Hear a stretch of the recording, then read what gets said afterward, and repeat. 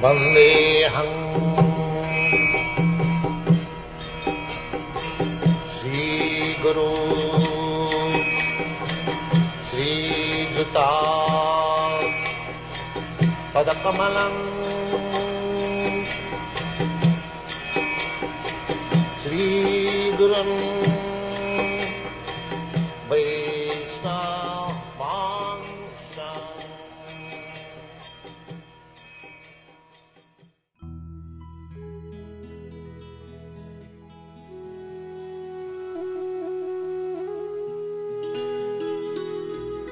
24e chapitre. Le renoncement de Kardama Muni. Se rappelant les paroles de Vishnu, le miséricordieux et sage Kardama répondit ainsi à Devahuti, la digne fille de Swayambhuva Manu, dont les paroles étaient empreintes de renoncement. Le sage dit, « Ne sois pas dépitée, ô princesse, tu es en vérité digne d'éloge, et l'infaillible Seigneur souverain entrera bientôt dans ton sein pour devenir ton fils. Tu t'es soumise à des vœux sacrés, et Dieu te bénira. Vénère dès ce jour le Seigneur avec grande foi, en maîtrisant tes sens, en observant les pratiques religieuses, en pratiquant l'austérité, et en donnant tes richesses en charité. Parce que tu l'auras adoré, le Seigneur souverain répandra mon nom et ma gloire. Il tranchera le nœud de ton cœur en devenant ton fils et en t'enseignant la connaissance du Brahman. Shri Maitreya dit, Devahuti se montra parfaitement fidèle et respectueuse des directives de son époux Kardama, qui était au nombre des Prajapati, les ancêtres de l'humanité. Elle entreprit donc, ô noble sage, d'adorer le maître de l'univers, le Seigneur souverain, qui se trouve dans le cœur de chaque être. Après de nombreuses années, le Seigneur suprême Madhusudana, vainqueur du monstre Madhu, s'étant introduit dans la semence de Kardama, apparut dans le sein de Devahuti, à la manière du feu qui jaillit du bois lors d'un sacrifice. Au moment de sa descente sur terre, des devas qui avaient pris la forme de nuages de pluie firent résonner des instruments de musique dans le ciel. Les musiciens célestes, les Gandharvas, chantaient les gloires du Seigneur tandis que les danseuses édéniques, les Apsaras, évoluaient dans la plus grande allégresse. Le jour de son avènement, les devas qui se déplacent librement dans le ciel firent pleuvoir des pétales de fleurs. Toutes les directions, toutes les eaux et le mental de tous les êtres devinrent comblés. Brahma, le premier être créé, se rendit avec Marichi et d'autres sages au lieu où se trouvait l'ermitage de Kardama, qu'entourait la Sarasvati. Maitreya poursuivit.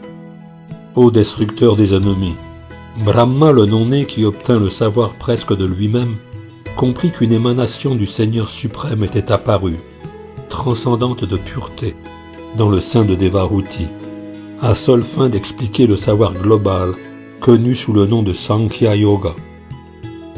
Après avoir adoré le Seigneur suprême avec un cœur pur et plein d'allégresse pour les activités auxquelles il se destinait en tant qu'avatar, Brahma s'adressa à Kardama et à Devahuti.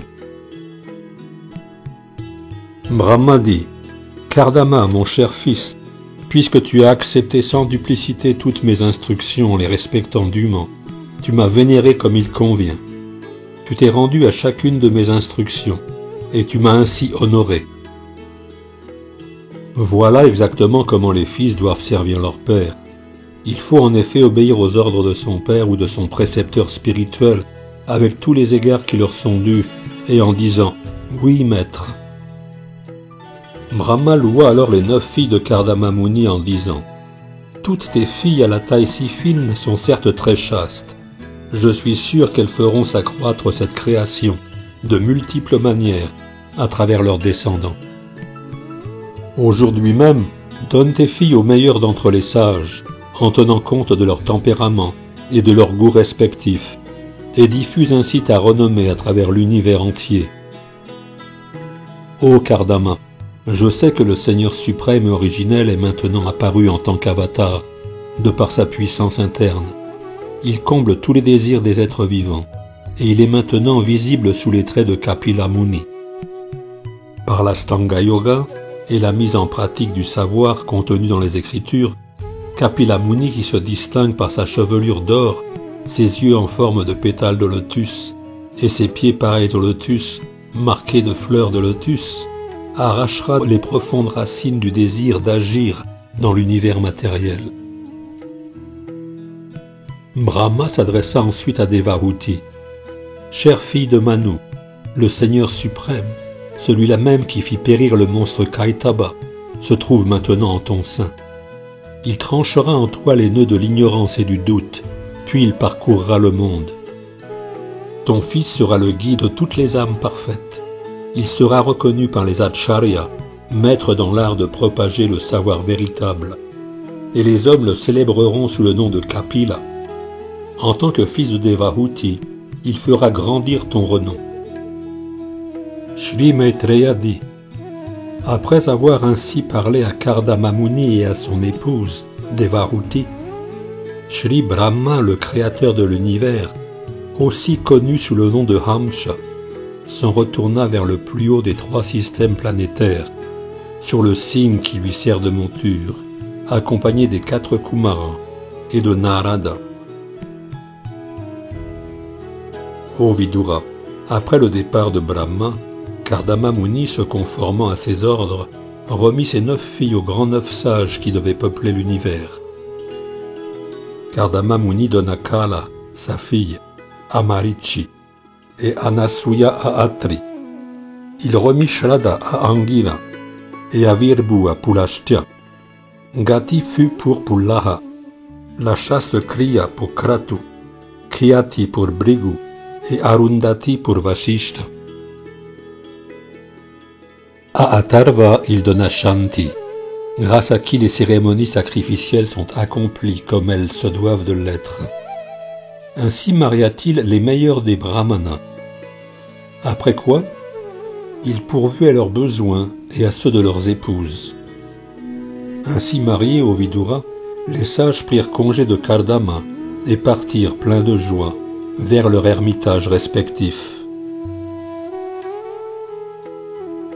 Lorsque Kardama Muni comprit que le Seigneur souverain Vishnu, le maître de tous les Devas, était descendu en ce monde, il vint le trouver en un lieu retiré, lui offrit son hommage et lui adressa ces paroles. Kardama Muni dit: « Oh, voici qu'après si longtemps les Devas de cet univers se montrent enfin satisfaits des âmes souffrantes, enchaînées à la matière à cause de leurs propres méfaits. Après de nombreuses renaissances, les yogis parvenus à une maturité parfaite s'efforcent par une absorption complète dans le yoga, en des lieux solitaires, de voir les pieds pareils au lotus du Seigneur souverain.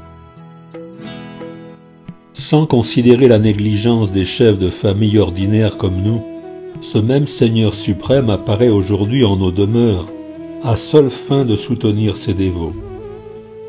Mon cher Seigneur, toi qui rehausses sans cesse l'honneur de tes dévots, tu es descendu dans ma demeure à seule fin de remplir ta promesse et de répandre la véritable connaissance. Mon cher Seigneur, bien que tu n'aies pas de forme matérielle, tu possèdes d'innombrables formes qui sont en vérité tes formes spirituelles, si agréables à tes dévots. Mon cher Seigneur, tes pieds pareils au lotus forment un réceptacle à jamais digne de recevoir l'hommage le plus respectueux de tous les grands sages, désireux de saisir la vérité absolue. Tu possèdes dans leur plénitude l'opulence, le renoncement, la renommée spirituelle, la connaissance, la force et la beauté. Aussi je m'abandonne à tes pieds pareils au lotus. Je m'abandonne au Seigneur suprême, descendu en tant que Kapila, dont la puissance est indépendante et qui transcende la matière. Je m'abandonne à lui, le Seigneur suprême, le maître de la matière dans sa totalité, comme de l'élément temps, lui qui maintient en toute connaissance l'ensemble des univers régis par les trois gunas, et qui absorbe les manifestations matérielles après leur dissolution. J'ai aujourd'hui quelque chose à te demander, toi le maître de tous les êtres, puisque grâce à toi je suis maintenant affranchi de ma dette envers mon Père et que tous mes désirs sont comblés. Je souhaite embrasser l'ordre des mendiants errants. Renonçant à cette vie de famille, je veux désormais parcourir le monde, libre de toute affliction, en te portant constamment dans mon cœur. Le Seigneur souverain Kapila dit : tout ce que je dis, directement ou à travers les Écritures, fait autorité à tous égards pour les habitants de ce monde. Ô Muni, pour que cette parole devienne vérité, je suis venu accomplir cette promesse. Si je descends en ce monde, c'est afin d'exposer la philosophie du Sankhya, que les êtres désireux d'échapper au labyrinthe des vains désirs matériels estiment hautement en vue de la réalisation spirituelle. Cette voie de réalisation spirituelle difficile à comprendre s'est perdue dans le cours du temps. Sache que je suis apparu sous les traits de Kapila pour réintroduire et expliquer à nouveau cette philosophie aux hommes. Maintenant, avec mon approbation, va comme tu le désires et abandonne-moi tous tes actes. Triomphant de la mort insurmontable, adore-moi afin d'obtenir la vie éternelle. En ton fort intérieur et à travers ton intellect, tu me verras toujours, moi, l'âme suprême, qui brille de ma propre lumière et réside dans le cœur de tous les êtres. Tu réaliseras ainsi la vie éternelle, libre de toute affliction et de toute crainte.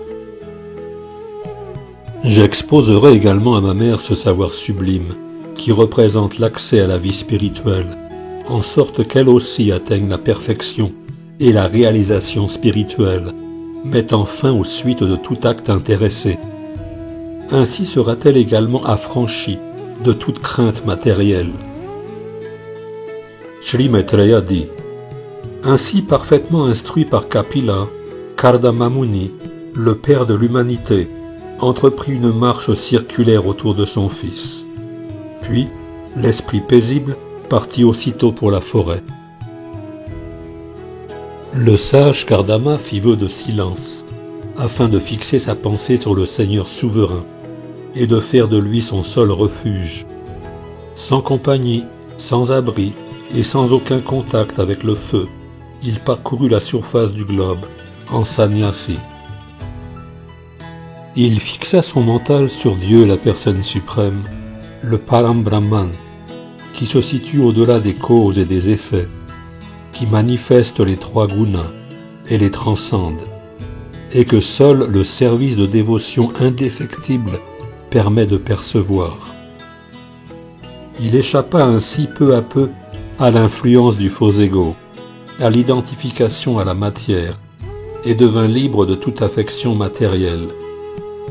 Imperturbable, égal envers tous et affranchi de la dualité, il put également se voir lui-même. Ses pensées tournées vers l'intérieur étaient parfaitement paisibles, comme une mer calme. Il se libéra de l'existence conditionnée et établit son âme dans la pratique du service de dévotion absolue, offert au Seigneur souverain Vasudev. L'omnisciente âme suprême présente dans le cœur de chacun. Il commença donc à réaliser que Dieu, la personne suprême, se trouve dans le cœur de chacun et que l'existence de tous repose sur lui, puisqu'il est l'âme suprême. Libre de tout désir comme de toute aversion, Kardama Muni, devenu égal envers tous, pour avoir servi le Seigneur avec une dévotion pure, accéda enfin à la voie qui mène à Dieu. Ainsi s'achève le 24e chapitre du 3e chant du Srimad Bhagavatam, intitulé « Le renoncement de Kardama Muni ».